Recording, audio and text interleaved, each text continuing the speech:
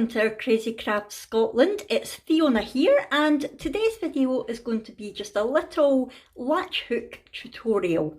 Now, a disclaimer, I am by no means an expert in latch hooking. I have done one kit so far, which is that one there. I think it's absolutely gorgeous. It's meant to be a rug, but I put it on the wall.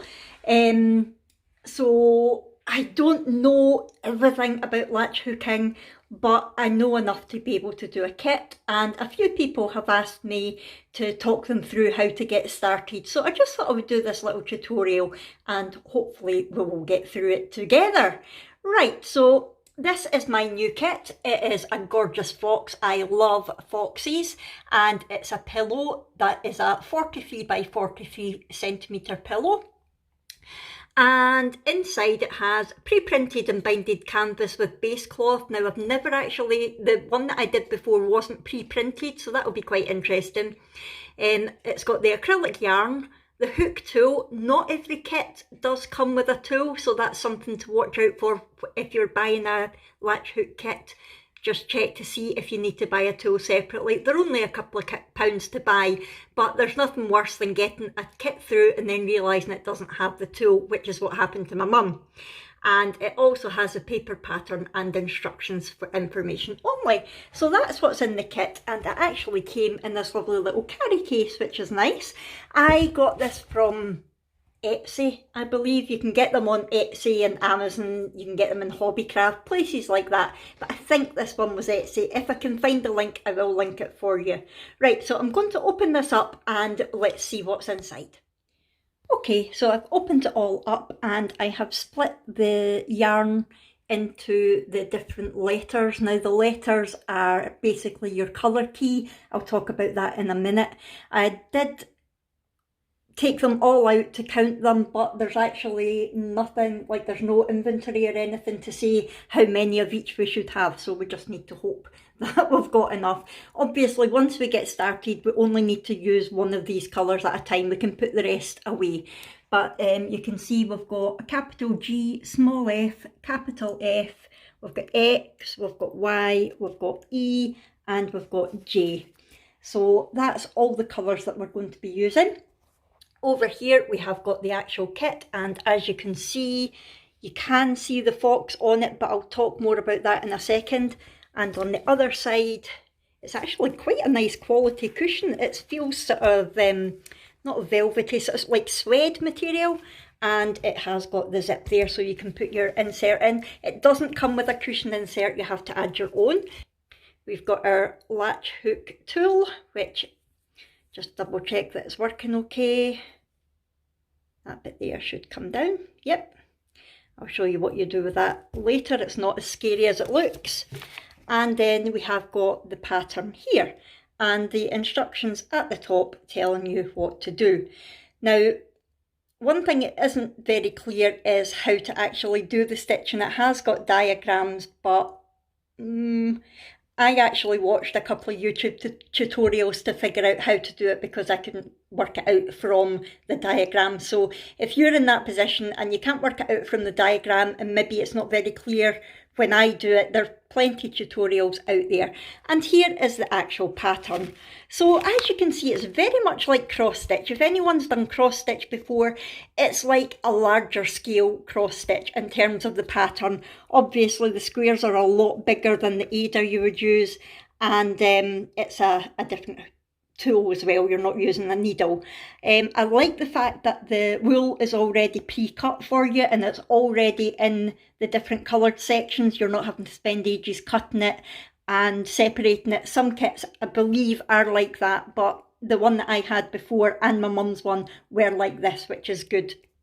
So when we actually look at the pattern, you can see the symbols. So down the bottom it's got the legend. It's actually got the DMC codes as well for the wool, which is quite interesting. If you wanted to recreate it, I suppose you could get exactly the right colours. So it tells you obviously where it says E, so the fox's paws, you're going to use the E wool. Where it says J, which is the background, which is why there's so many of them, you would use the J yarn. Y, you would use the Y yarn. X, you would use the X yarn, G, the G yarn, F, you get the what I mean. So you do need to pay attention though when you've got the same letter but a capital and small letter, just to be on the safe side. So your capital F is the orange and your small f is the white. And one thing I was going to say about this being pre-printed, it does say in the instructions, so I had a look at it. It says, I think it's maybe a different language translated because the English isn't great, but it says, allowing for printing deviation, if paper pattern is different from the pre-printed canvas, please follow the canvas. So basically it means that if, for example, it had 3 X's here, but there was only 2 on the canvas, you would do what it says on the canvas. However, it also says, pay attention that the colour on the canvas is just to show the pattern. Please refer to the labels on the yarn to find the correct colour to use. And I thought, that's a bit strange. And then when I looked at it, yeah, look, down here, the X's are green, but on the pattern, they're purple. And the actual X yarn is purple. So that can be quite confusing. Thankfully, there isn't a green yarn here, but I would automatically want to pick up a green yarn if the canvas was printed green. So that is something that I'm going to have to be careful of, and something that I would urge you to be careful of as well, because if there was a green yarn there, you could quite easily get it confused, especially since it looks like it could be grass. You know, it's underneath his feet. However, so that is everything that is in the kit. We've got our yarn, our canvas, I don't know what it's called. Is it called? Yeah, it's called a canvas.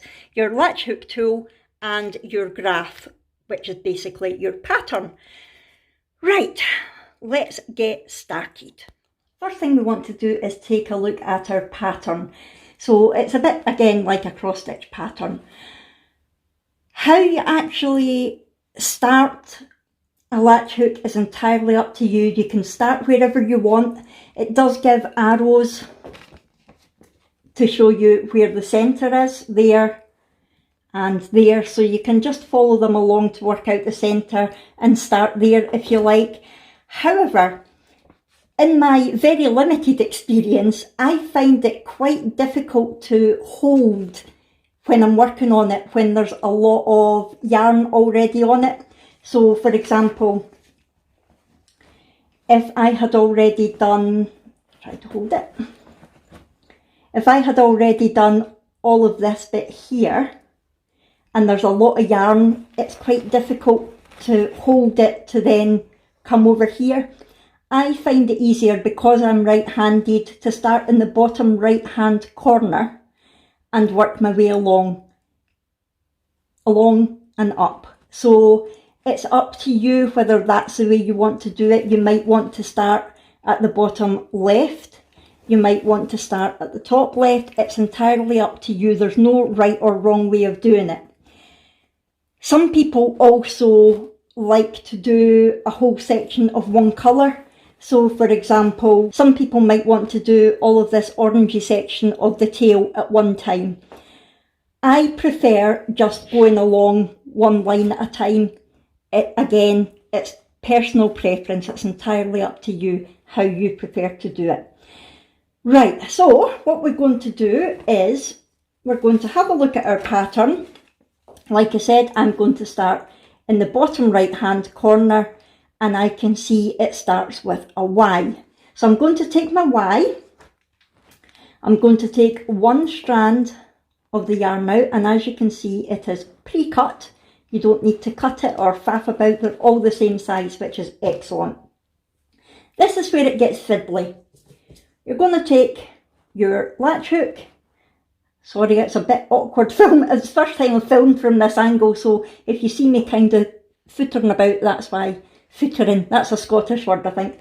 Right, so you're going to take your yarn, you're going to hold it at the back of your latch hook and basically fold it round like that. So you've got the two tails of your yarn sticking up, facing the ceiling, okay? And you want to have them centred so that both are the same height.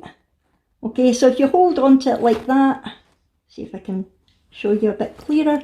If you're holding on to it like that, it's basically, it can slide up and down your hook like a loop.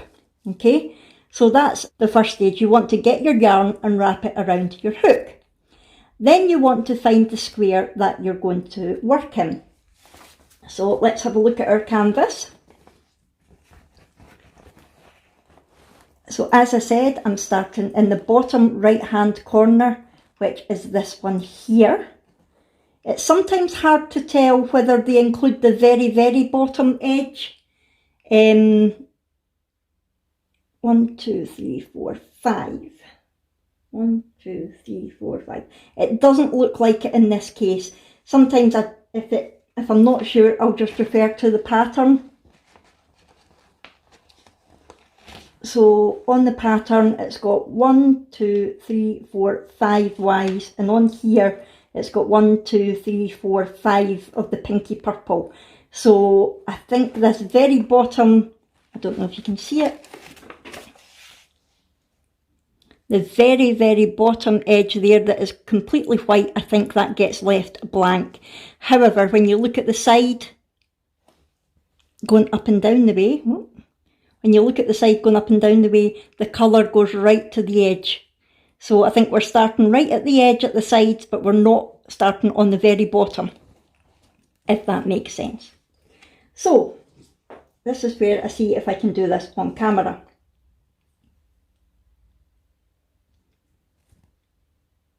Let me see if I can put you down a bit so I'm not having to lift it up.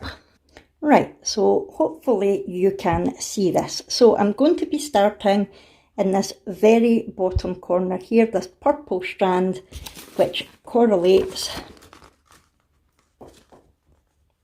to this letter Y here.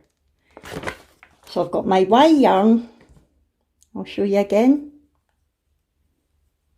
Put it at the back of your hook, wrap it round so that the two tails are sticking up to the ceiling like that. So then I hold on to where it's looped round the yarn with my finger and thumb of my right hand, because like I say, I'm right-handed. You want to have your hook open like that. Then you find the stitch that you're going into, which is here. Put your hook in and up so you can see the stitch that you're wanting to work over is over that part of the hook. You want to put it right through so that the wee flappy bit is also through like that. Then you want to take your tails and put them between the little latchy bit and your hook and close it up like that. And then when you pull your hook through, it can be quite tight, it sticks, just like magic. So you can actually see there the stitch that's been done. And that's you done your first stitch. Oh, don't worry, I'm going to keep going over it. So let's go back to our pattern and have a look. So, sorry about the glare, it's shiny paper. Next we've got 3 X's going along the bottom. So we take our yarn that is the letter X. We take one out of it, like so. Open your hook, so it's open. Wrap your yarn around. Remember to grab them both at the top so that it's equal lengths, like that. Use your thumb and forefinger to hold them there. Get your canvas. Go through your next stitch. So you put your hook under and up. Make sure the wee flappy bit goes through your stitch. Sometimes the other stitches do get in the way. Then you want to hold on to your 2 tails, wrap it between the hook bit and the wee latch, close your latch and pull it through. And that's you done your next stitch. So you've got one Y and one X, and you've got another 2 X's to go. So take our X yarn again, take another bit, open your hook, wrap it round,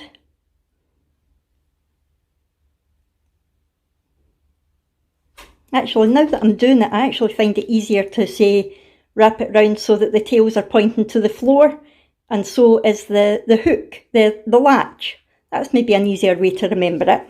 So the 2 tails at the floor, it's like a pair of legs. Hello.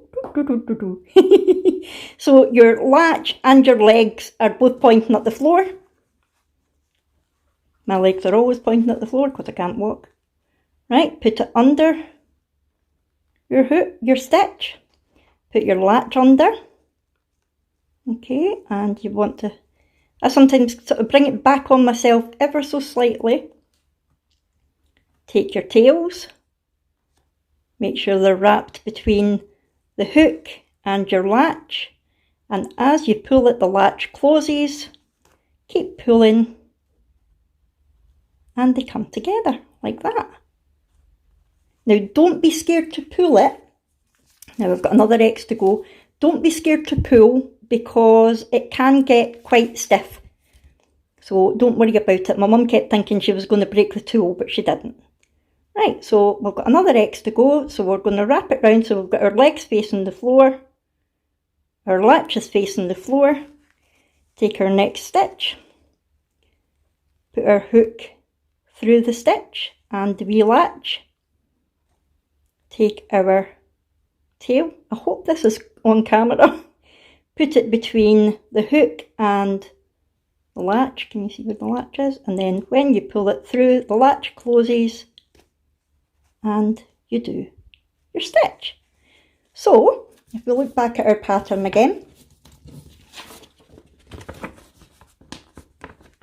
we've got 1 Y, 1, 2, 3 X's, so we've got another Y.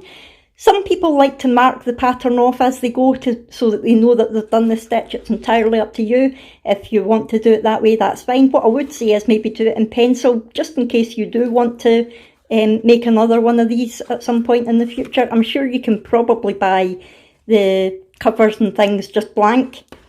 I've never tried, but I would imagine that you can buy the canvas blank. So we're going to do another Y now. So I'm going to take my Y yarn, which is over here. Got my Y. Take another bit of yarn. Take my hook. Open the latch, wrap it round so the tails are the same length, they're pointing at the floor, and so is the latch. Take our canvas, find our stitch, which is here. Oh, see, that's something that you need to watch for as well. Look, I've actually gone through 2 stitches there, so you need to be careful. So the hook's through, the latch is through, get our 2 tails, put it between the latch and the hook. I hope you can see that okay. So it's between the latch and the hook, and as you close it, there's the latch latch closing, and pull. There we go. So it does kind of follow that pattern all the way along, but never be complacent, always double check the pattern and the canvas to make sure you get it right. So what I'm going to do now is I'm going to put you on time lapse and play some nice relaxing music to you while I do a couple of rows of this, and then I'll come back to you.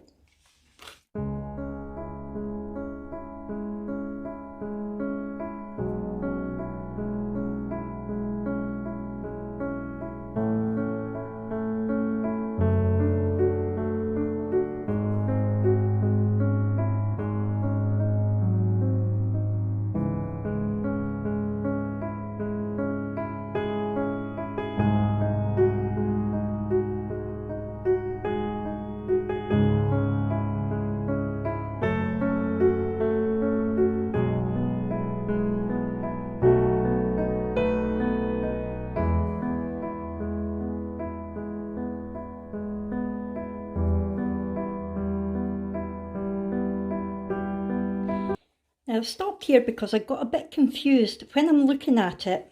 Like I said, when we started along here, the very bottom strand was plain, so I'm assuming that you don't stitch that.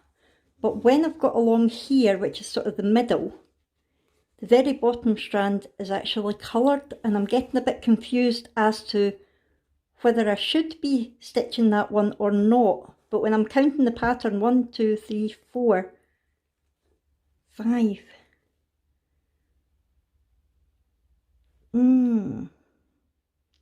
1, 2, 3.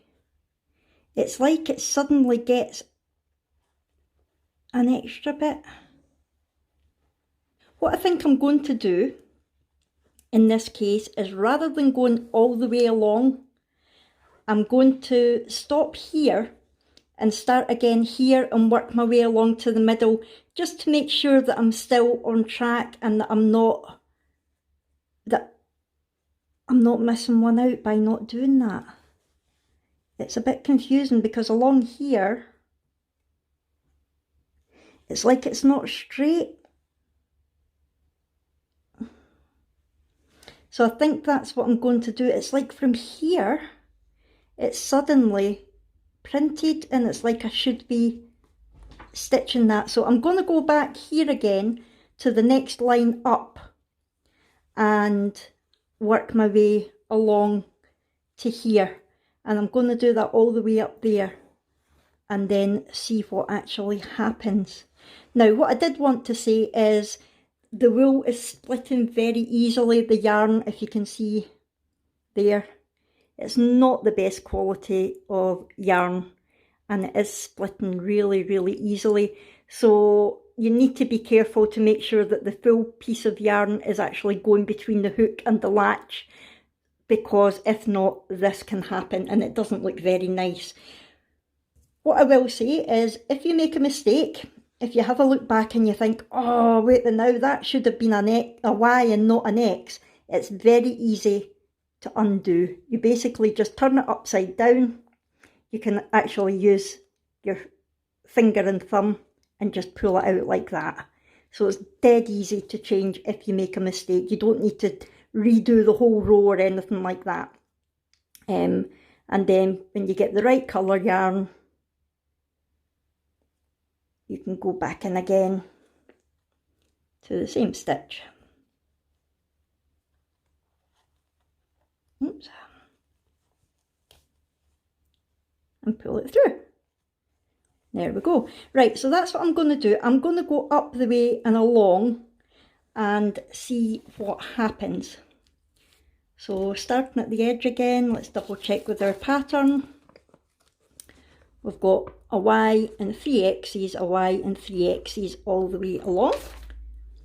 So I'm going to take my Y yarn.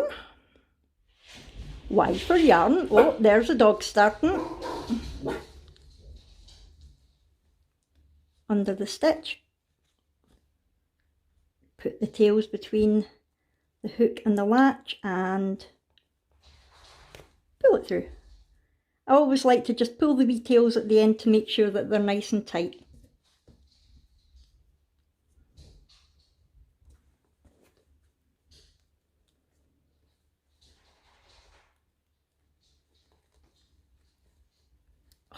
And sometimes if this happens and your hook goes right in and gets stuck, just put it through at any point and close it and it will come back out. It is, like I say, very footery, or maybe I should say fiddly. Maybe more people will understand me if I say fiddly. Sometimes the Scottish language comes out in me. There we go. Like, I'll tell you that I'm havering, and that means that I'm just talking all the rubbish. Right, so I'm going to do this bit off camera until I get to the change of pattern, and then I'll come back to you and we'll see how it is actually working, if I am meant to be moving down a bit there. I think that would look odd, but we'll find out. Right, so I've came to the bit that I wasn't very sure about. So as you can see, I'm on my third row. So to count it, you're basically just looking at your knots.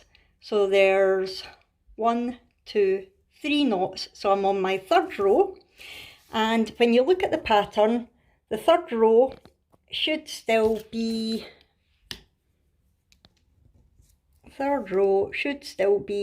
an X when you get along to this paw. However, looking at the canvas, so you can see there's 1 knot, 2 knots, but the canvas has changed colour to a grey, which is actually hard to see on camera, but trust me, it has. So, going back to this instruction up here that says, if the paper pattern is different from the pre-printed canvas, please follow the canvas. I am going to do that. So, even though according to the pattern there should be another X there, I'm going to move on to the E. And I'm going to follow that along. And then what I might do is, once it's finished, if it looks odd, if it looks like there's a row missing at the bottom, I can always go in and add it in down there once it's finished. But I think that's the best way to do it, rather than, because there's no other way. I don't know if it's because it has to get wider in the middle, that there's maybe like an extra layer. I'm not 100% sure, because I didn't come across that with my doggy one that I did, but then that was flat all the way along because it wasn't a cushion. So it may be that. So I think what I'm going to do is I'm going to carry on along the bottom. In fact, I might just carry on going all the way up, just doing half, and then have a look at it and see what it's like, because why not? It's my project, I can do that if I want. Same with anybody, whenever you're doing your project, you do it your way. And if it doesn't work, that's fine. You can always take it out and do it again. So I am going to finish off this row, but instead of doing the 3 X's along here, instead of doing the 3 X's, I'm going to do 4 E's. So I need to get my E, which is black, and I'm going to do 1, 2, 3, yeah, 4. It definitely is 4 there. And yeah, there should only be 3 Y's going up there. So yeah, so this is quite a good example of having to use your common sense and read the instructions, because my instincts from like doing cross stitch for years would be to follow the paper pattern. However, I think it is going to be best to follow the printed canvas, even though the colours aren't a true representation, which is quite confusing. But we're going to go with it, folks. We are going to go with it. Right, I'm going to go and do some more, and I'll come back to you and let you know how I'm getting on with it. Right, so I'm getting on quite well with this. This is how it's looking so far. There was just a couple of things that I wanted to say to you as I was going along here. I thought, oh, I better stop and tell you or I'll forget. One is the yarn quality is really not very good. I don't know, I'm just throwing that off the desk. I don't know if you can see there. It's all completely, look at that. It's all completely fraying away. So I don't know how well this cushion's going to last. Not that I'm going to use it as a cushion, it will more be a sort of decor thing anyway. But the other thing is the colour F. Now, these ones seem not too bad. If I take them out, they all look pretty flat and like they should. However, the packet I was using before, I got about halfway through, and can you see? Look at them. They're like crinkly and flat and just not nice at all. They're just not reasonable quality at all. Look at that. You see, it's just not good compared to that. So what I've done is I've taken the rest of this and just put it to one side, because you usually do have quite a bit of spare yarn left over at the end of these kits, and I'm hoping that I won't need to use the rest of that dodgy yarn, and that the other yarn is going to be okay. Now, the other thing that I wanted to say is, when you've got a large block of colour to do, of the one colour, so for example, where I am just now, I'll see if I can zoom you in a bit. So I'm just about to do the orange from there all the way along to there. and I could do it counting one at a time to make sure that I get the right ones. However, I like watching YouTube when I'm doing this, so I don't always pay the most attention. So a little tip, there's two ways that I choose to do it. One will be, I'll show you that one first, is I'll look to see where the colour's going to change. And in this case, it's going to change here. And I will put in the new colour there, and then I know that I'm going to do orange right up to this point. So I'm going to have a grey in here, so I'll do that just now. I'm definitely finding that I'm needing to use the canvas. Sorry about the shadows, the lighting in here is terrible today. It's the middle of the day, it's only 12 o'clock and now Molly's chasing her tail. Really, Molly? It's the middle of the day, it's 12 o'clock, but it's so dull outside because we've got a storm going on. Right, so Molly, she's now rolling about on her back, silly doggy. Right, so this is where I'm going to put in my new colour. So I've got my grey and I'm going to pop it in.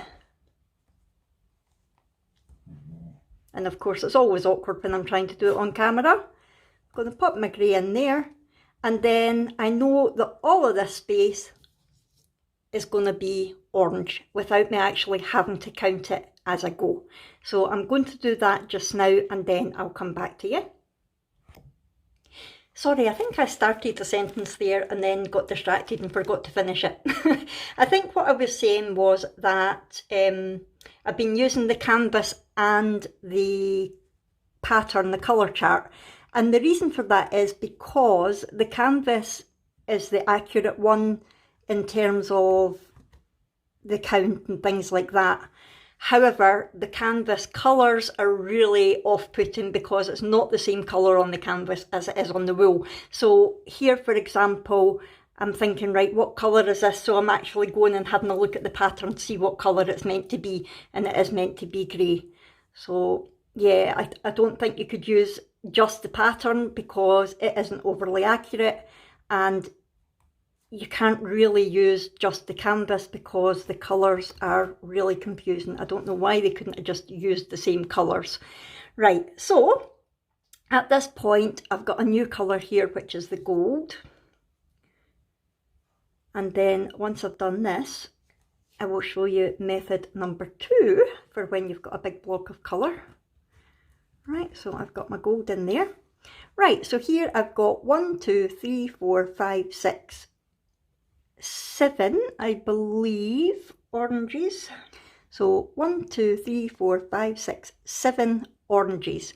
So what I'm going to do this time is, rather than putting my next colour in there, I'm going to count out 7 oranges and put them on my canvas. So 1, 2, 3, 4, 5, 6, 7. So I've got 7 oranges on my canvas, so I know that once I've run out of yarn on the canvas, it's time to switch to a new colour.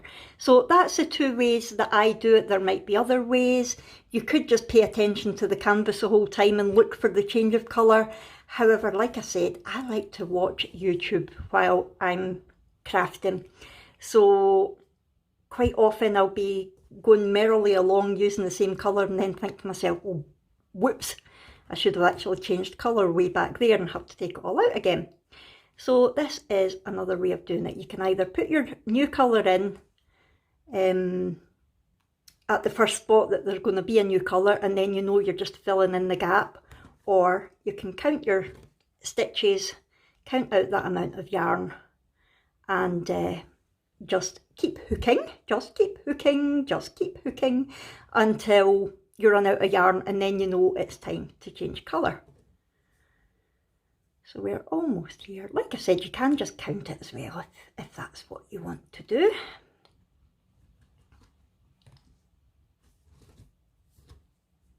So I know this is my second last one.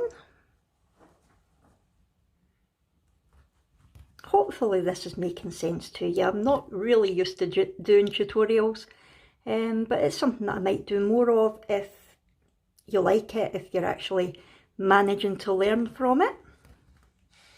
Right, so that's me ran out, so I know that I'm going to have another colour here. Now this colour on here is green, but we don't have any green, so I need to look at my pattern, which is here, and I am there. So the green that I'm looking for is a light purple. Of course it is, Fiona, why wouldn't it be? So I'm going to get my light purple.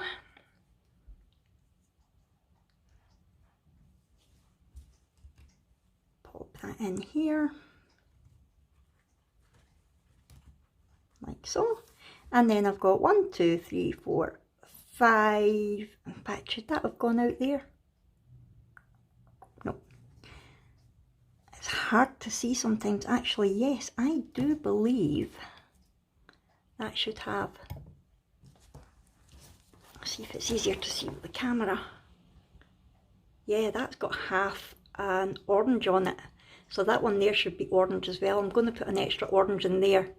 And then it goes on to the white. So I'm going to put an extra orange in there.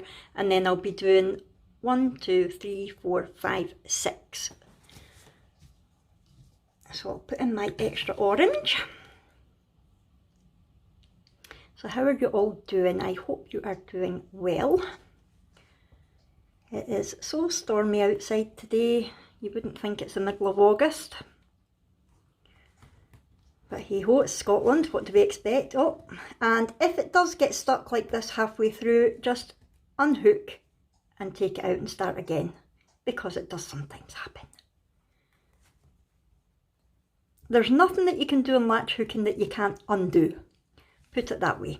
Right, so I'm going to count out 6 now. 1, 2, oh, I'm not on camera. So 1, 2, 3, 4, 5, 6. So once I do the rest of this, I know I'll be starting my row again. Obviously I'm only doing half and then going back. You can do it all the way along if you want. It was just because I wasn't really sure what was happening with the pattern that I decided to do it this way. But I'm actually quite liking doing it this way. It's quite interesting to see what it's like. Half done. It'll be quite amusing, I think, once it's half done and half not. It'll be like half a hairy fox. That sounds so wrong. I do apologise. Half a hairy fox. Oh dear. Right, so I think what I'm going to do now is I'm going to do a little bit more of the time lapse with maybe a bit of music, maybe a bit of talking over it, and yeah, that is what we shall do.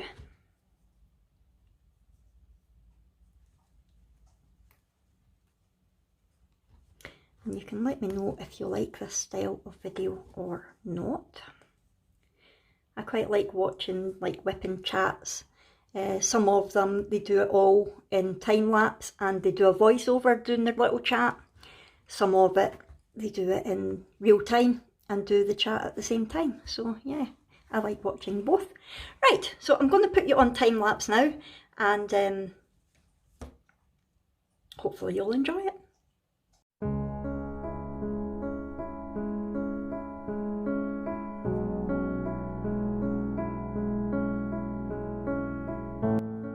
So like I say, I just find latch hooking so enjoyable. It's just so relaxing and calming and lets me get my thoughts together. I like watching other crafting videos at the same time as doing it, and yeah, I just really enjoy it. So hopefully you will enjoy watching this as well.